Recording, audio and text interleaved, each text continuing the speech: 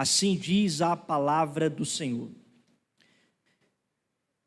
Atente reverentemente para a palavra do Senhor, para o texto. Reina o Senhor, revestiu-se de majestade, de poder, se revestiu o Senhor e se cingiu. Firmou o mundo que não vacila. Salmo 93. Eu disse quanto, irmãos? 96. Então, perdão, tá bom? Salmo 93. Estou nervoso.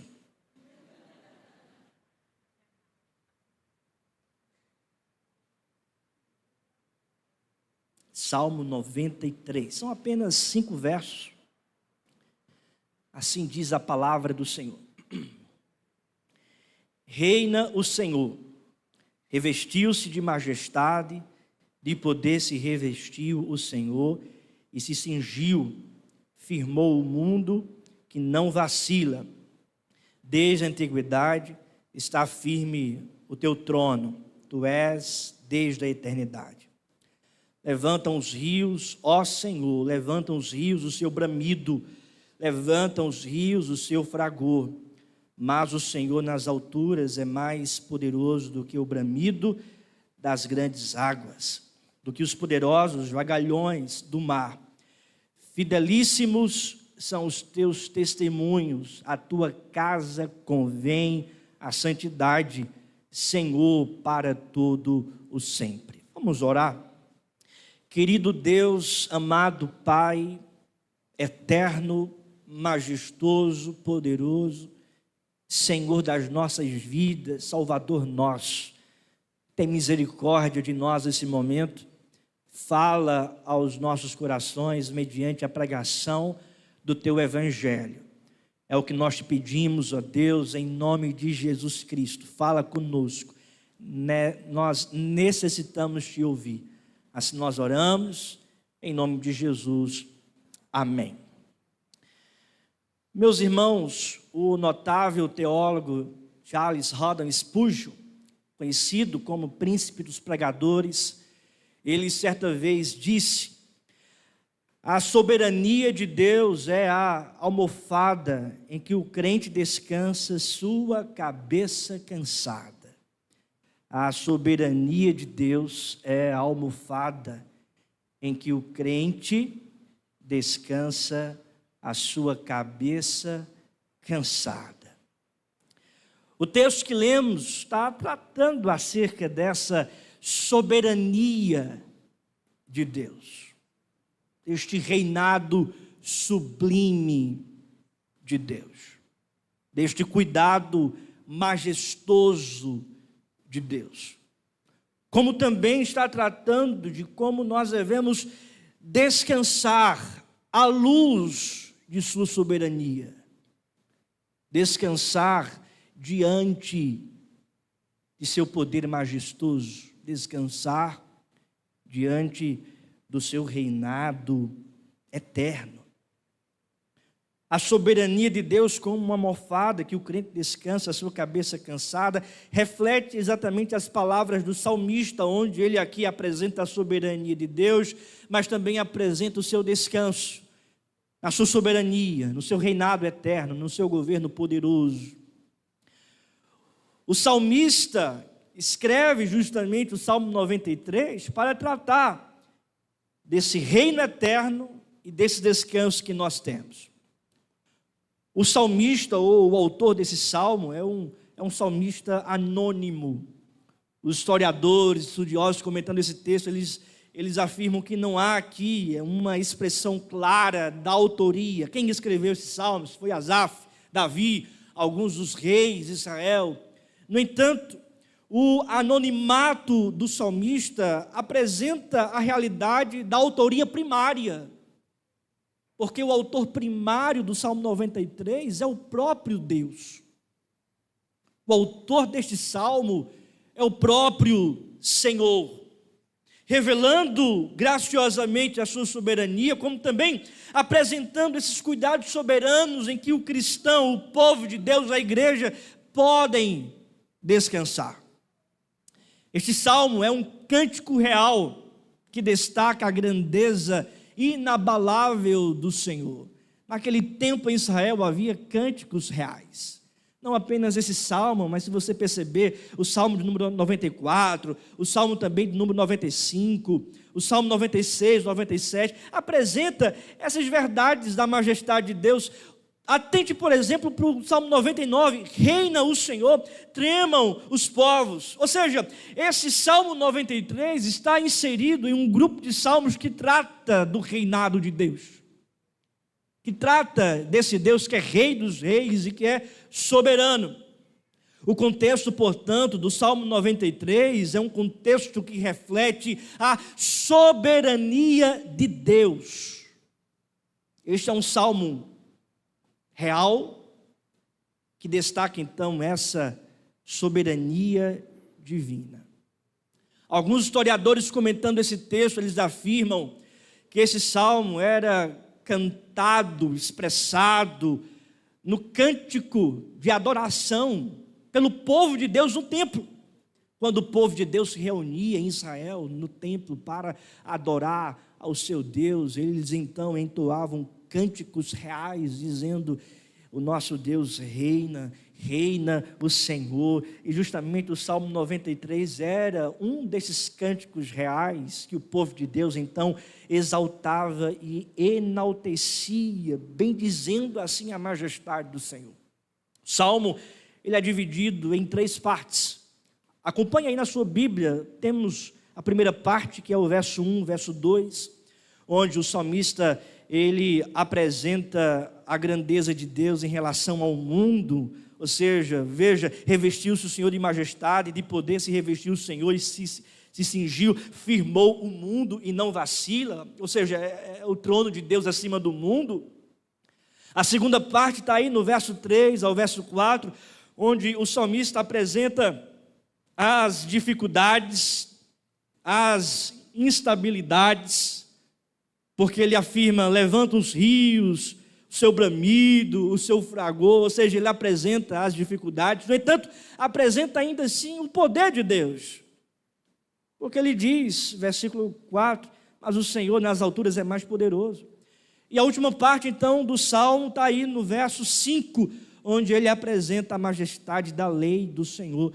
Fidelíssimos são os teus testemunhos. E a palavra aqui testemunho se refere à palavra de Deus, à lei de Deus, às verdades do Senhor Deus Todo-Poderoso. Portanto, essas 3 partes do Salmo 93 se encaixam em uma ideia central, que é a soberania de Deus. Essa soberania que permanece diante das tempestades, diante do bramido do mar, diante do fragor dos rios, essa soberania que permanece inabalável. E é sobre essa verdade que eu gostaria de tratar nessa noite, a inabalável soberania de Deus. A inabalável soberania de Deus. E a inabalável soberania de Deus se revela, em primeiro lugar, através da estabilidade do trono do Senhor. A estabilidade do trono do Senhor. Vamos ler juntos os 2 primeiros versos em uma só voz. Vamos lá? Reina o Senhor, revestiu-se de majestade, de poder se revestiu o Senhor e se cingiu, firmou o mundo que não vacila. Juntos os 2, desde a antiguidade está firme o teu trono, tu és desde a eternidade. Reina o Senhor. É uma expressão de louvor do salmista, do povo de Deus, dizendo: o Senhor vive, reina, permanece, revestiu-se de majestade, que é uma expressão para os reis, ou seja, a sua roupa é de majestade, há um esplendor glorioso de um rei eterno. De poder se revestiu o Senhor e se cingiu, firmou o mundo que não vacila.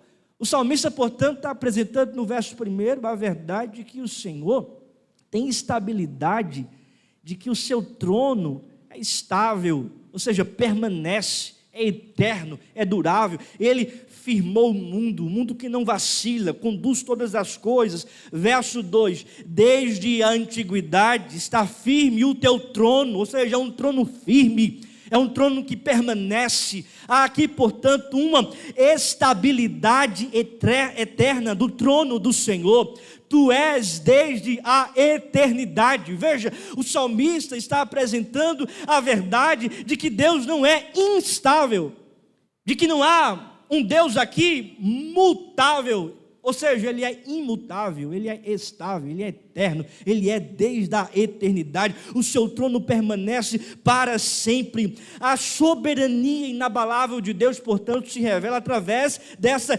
estabilidade do trono do Senhor.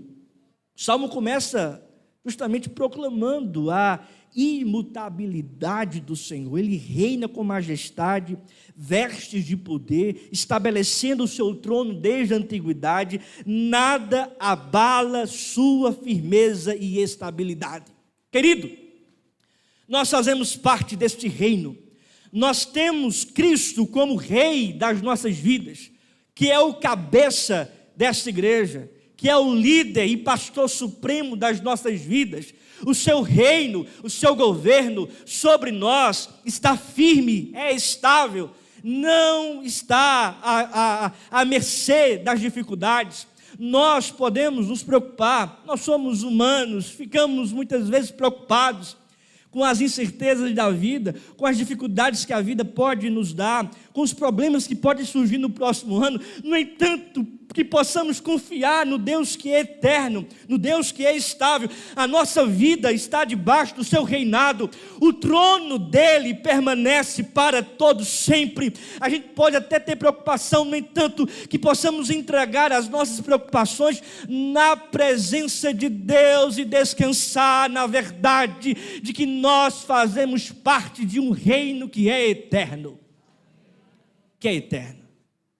Talvez você pense assim: eita, meu Deus, eu estou com o coração apertado porque eu não sei como é que vai ser 2024. Meu Deus. Eita, Jesus, você pode dizer. Pode acontecer tanta coisa na minha vida, pode acontecer tanta coisa no nosso meio, pode até acontecer tanta coisa aqui na igreja, no trabalho de plantação. Recentemente eu estava até conversando com os irmãos da mesa, né? Neno, Reginaldo, que está nos acompanhando também, Júnior, Tiago, Juinão, Lane, Pedro e alguns irmãos também. A igreja vai crescendo, muita gente vai chegando e às vezes a gente fica preocupados: meu Deus, como é que a gente vai pastorear esse povo? E se der algum problema, se der alguma dificuldade? Porque tratar com gente não é fácil, não é? Pastorear gente não é brincadeira. E ovelha, qualquer coisa corre, né? Porque a ovelha é um bicho bem sensível. Então a gente tem que ter muito cuidado, a gente tem que ter muita sabedoria para não espantar as ovelhas. A gente tem que tratar com amor, com cuidado, com carinho. E às vezes a gente pode errar. E eu digo para você, querido, eu posso errar, eu sou falho. Eu vou decepcionar você. E às vezes você pode ficar triste comigo. E eu estou já anunciando de imediato: você pode ficar triste comigo porque eu não sou Deus. Eu não sou Superman. E eu não quero estar nessa plataforma como se fosse o super pastor. Eu não sou. Eu sou falho, você também é falho, falha. Nós podemos falhar uns com os outros. E às vezes a gente pensa sobre isso. E eu estava até pensando sobre isso. Meu Deus, o que será do próximo ano? Muita gente para cuidar. Muita gente chegando. Pode também ter algumas incertezas, alguns desafios, algumas dificuldades. O nosso coração às vezes fica apertado. No entanto, essa palavra aqui traz sossego para a nossa alma, porque nós fazemos parte do reino eterno de Deus. Esse reino é estável, permanece. É Deus dizendo para mim e para você: fique calmo, meu querido irmão, minha querida irmã, descanse, porque há estabilidade no meu trono, há estabilidade em meu cuidado, há perenidade, ou seja, permanência, estabilidade no meu reino. E nós não fazemos parte simplesmente de uma igreja que está sendo plantada no bairro universitário, nós fazemos parte do reino de Deus. Estamos aqui para propagar o reino dele, estamos aqui para anunciar o reino de Cristo Jesus. A expressão mais visível da verdade do reino é a igreja local, e nós estamos aqui para expandir o reino de Deus. Amém? Esse reino é estável, estabilidade, não é? Permanece. Segunda verdade, querido, há uma soberania inabalável da parte de Deus por causa da superioridade do poder do Senhor. Superioridade do poder do Senhor. Porque veja o que diz o texto, versos 3 e 4. Vamos ler juntos? Toda a igreja. Levantam os rios, ó Senhor, levantam os rios o seu bramido, levantam os rios o seu fragor. A igreja, 4. Mas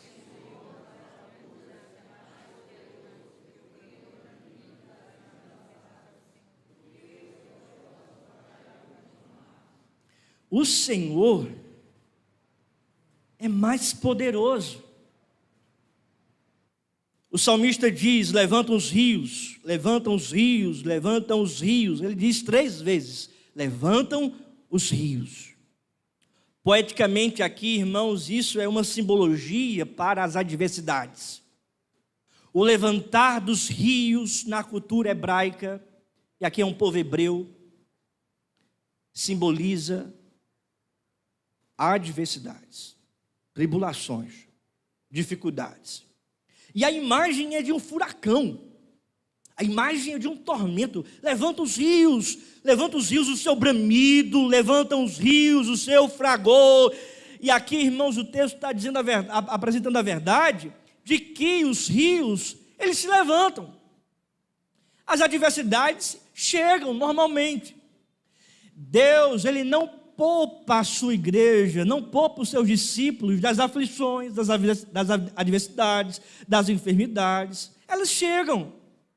Quem promete isso aí, irmãos, muitos que estão prometendo isso aí, que o crente não passa por dificuldade, é uma teologia chamada teologia da prosperidade, que diz que você tem que ser rico, que diz que você não passa por enfermidade, que diz que você não passa por problemas, que diz que você só vai viver em triunfo, em vitória o tempo todo. E não é isso, irmãos, que a Bíblia diz. A Bíblia diz que nós vamos passar por dificuldades. Até Cristo falou isso: no mundo tereis aflições. Tem de bom ânimo, eu venci o mundo, mas nós teremos aflições. Vamos passar por enfermidades, por dificuldades, por adversidades. Os rios muitas vezes se levantam diante de nós. Será que você esse ano passou por algum rio difícil? Por algum rio e o seu fragor e o seu bramido, que talvez trouxe uma inquietação na sua alma, uma inquietação no seu coração? 2024 também pode as adversidades chegarem, os problemas chegarem, porque isso é natural da vida, isso é natural da existência humana. E as adversidades chegam primeiramente por causa do pecado. Por causa da queda de Adão, veio a enfermidade, veio o mal, veio o pecado, veio o problema. Elas chegam. As adversidades chegam, as aflições chegam. No entanto, o texto diz, verso 4, mas o Senhor nas alturas é mais poderoso do que o bramido das grandes águas, do que os poderosos vagalhões do mar. Os rios se levantam com as suas tempestades. No entanto, o Senhor é mais poderoso que as tempestades da vida. Ele é mais poderoso do que o bramido das grandes águas. Ele é mais poderoso que os vagalhões do mar, ou seja, do que as ondas impetuosas do mar. Ele é mais poderoso. Há, portanto, aqui a superioridade do poder do Senhor. Ele é mais poderoso. Isso deve, irmãos, nos encher de expectativa e de esperança, porque quando provavelmente ou talvez você enfrentar alguma adversidade em 2024, lembre-se, o Deus que está em você, o Deus que é por você, o Deus que está na sua frente, é mais poderoso que as adversidades, mais poderoso que as dificuldades, mais poderoso do que as aflições da nossa vida. Nós podemos, irmãos, ter esperança, porque o nosso Deus intervém poderosamente diante das nossas dificuldades e adversidades. Ele intervém, Ele é poderoso. A dificuldade chega, o problema vem, as adversidades podem surgir diante de nós. No entanto, o nosso Deus é mais poderoso, o nosso Deus é maior. Há, portanto, aqui uma superioridade do poder de Deus. Você olha para os gigantes da vida, mas lembre-se, Deus é maior. Você olha para as incertezas da vida, mas lembre-se, Deus é maior. Você olha para as incertezas e impossibilidades que talvez possam acontecer diante dos seus olhos para 2024, mas lembre-se, Deus é maior. Nós somos prova do cuidado de Deus, do poder de Deus, da intervenção de Deus aqui nesse lugar. Porque há um ano atrás, nós estávamos fazendo o culto de Ano Novo na sala e na cozinha da minha casa. Uma banda da igreja ficava na sala, a outra banda na cozinha, e virou um L de Luísa, né? E glória a Deus por isso, começando o trabalho de plantação da igreja, o trabalho que nós colocamos diante do Senhor, nós colocamos diante de Deus, nós colocamos diante em oração perante o Senhor, o trabalho que colocamos e enviamos, né, ao presbitério de Caruaru, que foi aprovado com unanimidade pelo presbitério de Caruaru, e começamos então esse trabalho. O primeiro culto estava lá, ano passado, no romper do ano, na sala da minha casa, um grupo talvez de 12 pessoas, provavelmente, e então começamos o trabalho de plantação de igreja, colocando diante do Senhor, vimos os desafios, vimos as dificuldades, vimos, irmãos, também a falta de recursos, porque para plantar a igreja também tem que ter dinheiro, investimento. E nós não tínhamos nada. No entanto, o Deus que cremos, o Deus que nos chamou, supriu todas as necessidades. Demos passos de fé na certeza de que Ele é mais poderoso que o levantar dos rios, Ele é mais poderoso que o bramido dos inimigos, Ele é mais poderoso que o fragor das tempestades, porque Ele é verdadeiramente poderoso, superior. Há, portanto, aqui, irmãos, a superioridade do poder de Deus. Terceira e última verdade é que há também a perenidade da lei do Senhor. A soberania de Deus é inabalável, primeiramente por causa da estabilidade do seu trono, segundo, por causa da superioridade do seu poder, e agora, por fim, terceiro, por causa da perenidade da lei do Senhor. Acompanhe o texto comigo, verso número 5, atente aí.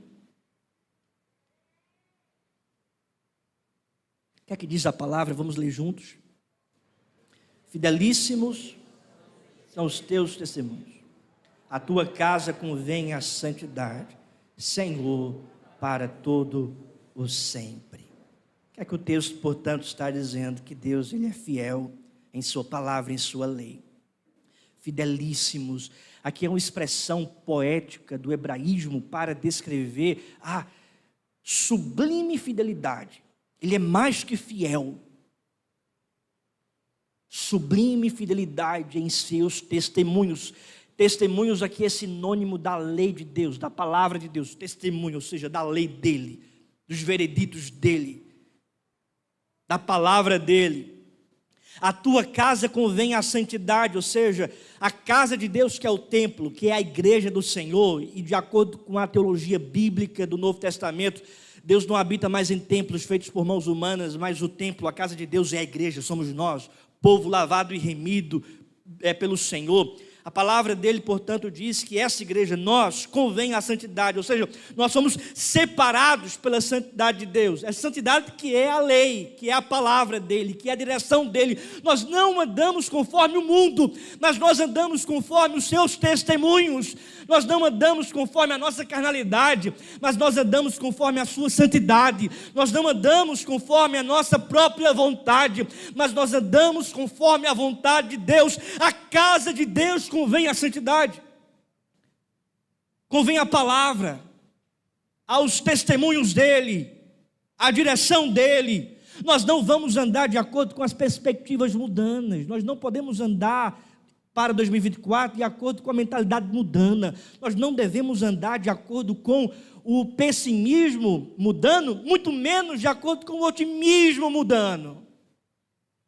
Mas a gente deve andar de acordo com a fiel palavra de Deus. Fiel palavra de Deus.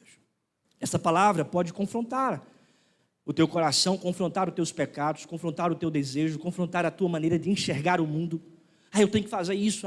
Estão me dizendo que eu tenho que agir dessa forma. O óbvio é assim. No entanto, você que faz parte da casa de Deus, você que é igreja, você convém à santidade. Você não deve caminhar de acordo com o óbvio, você não deve caminhar com o pensamento do mundo, você não deve caminhar de acordo com a conveniência do que as pessoas dizem para você, mas você anda de acordo com a vontade de Deus. A tua casa convém à santidade, Senhor, para todo sempre. Por que para todo sempre? Porque quem tem desejo de andar de acordo com a vontade do Senhor, vai andar com o Senhor para todo sempre. Se você não gosta de andar de acordo com a vontade de Deus, então é muito provável que você não vai gostar da eternidade com o Senhor. Mas se você hoje ama estar na vontade de Deus, é porque você amará estar diante de Deus eternamente. Então, comece hoje.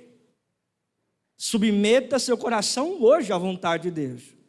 Porque se você não fizer isso hoje, provavelmente na eternidade você não estará com Ele. É uma palavra também para você, querido, um alerta também para você.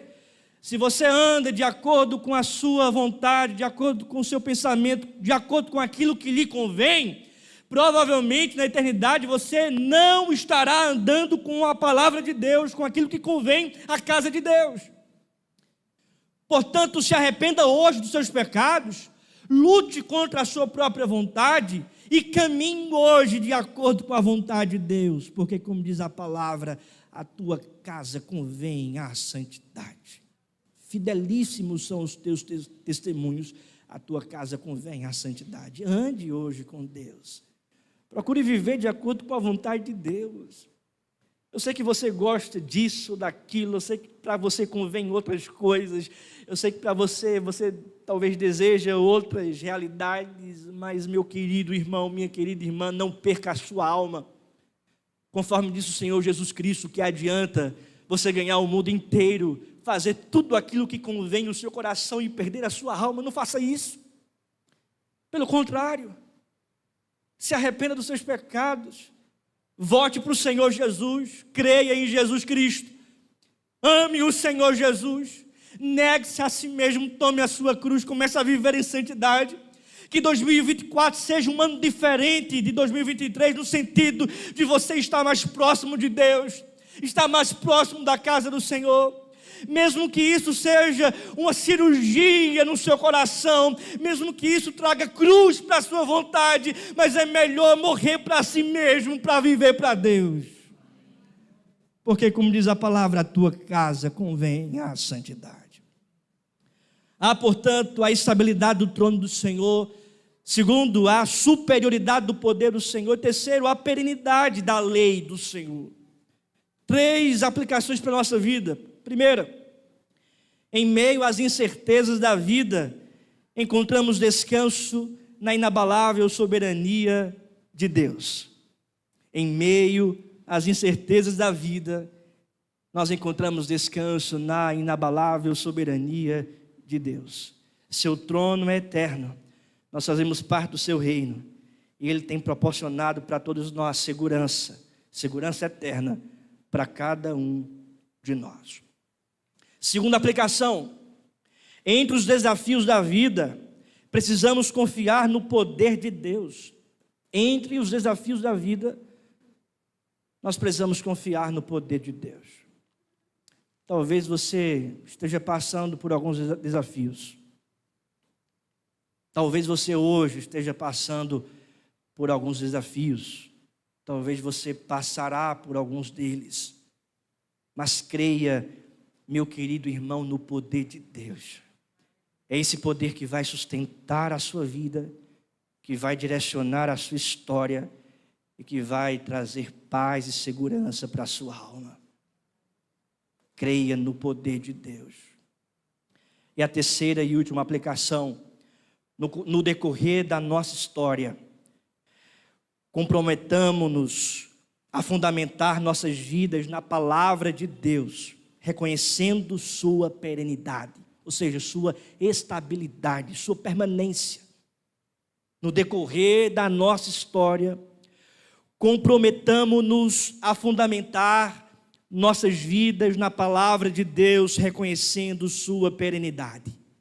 É a palavra de Deus que traz sustento, que traz segurança, que traz firmeza para a nossa vida. Não é a nossa motivação, não é o nosso coração, não é o nosso desejo, mas é a palavra de Deus.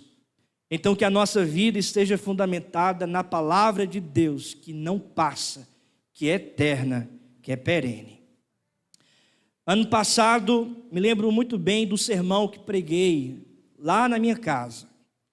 O tema foi a grandiosidade do Senhor na vida dos seus discípulos. O texto do Evangelho de Jesus Cristo, conforme João.